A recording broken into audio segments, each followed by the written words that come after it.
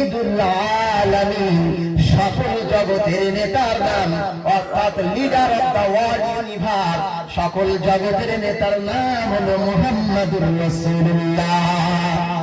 কটা হয়েছে? হ্যাঁ, পাঁচটা। সে কি, ছয়টা হয়েছে। আর এই 6 নম্বর পয়েন্টে পাঁচটা, 6 নম্বর পয়েন্টে পাঁচটা। এবার লাস্ট এন্ড ফাইনাল আল্লাহ ডাক দিচ্ছে নবীকে। আল্লাহ রাব্বুল আলামিন নবীকে ডাক দিচ্ছেন, ওয়া মা সাহিবুকুম বিমাজনুন, তোমাদের সাথী, তোমাদের সাথী, তোমাদের বন্ধু। আল্লাহ আমার নবীকে বন্ধু বলে ডাক দিয়েছে। জোরে বলুন সুবহানাল্লাহ। আমাদের নবীকে কি বলে ডাক দিয়েছে? বন্ধু। বন্ধু আরবি অনেক হয়, বন্ধু আরবি অনেক হয়। সাদিকুন মানে বন্ধু, খলিলুন মানে বন্ধু, হাবিবুন মানে বন্ধু, জামিলুন মানে বন্ধু। এরকম বহু শব্দ আছে যার অর্থ হলো বন্ধু। আল্লাহ বন্ধুর নাম হচ্ছে খলিল ইব্রাহিম, আর আমাদের নবী হচ্ছে হাবিব মুহাম্মদ সাল্লাল্লাহু। দুটো বন্ধুর মধ্যে পার্থক্য আছে। আবার হামিম মানে বন্ধু, হামিমুন হামিমান, সেদিন করে বন্ধু বন্ধুকে চিনবে না। তো এই দুটো বন্ধুর মধ্যে পার্থক্য আছে। খলিল মানে বন্ধু, হাবিব মানে বন্ধু। তাহলে কাকে, কোন বন্ধুকে কি বলে দেখেন।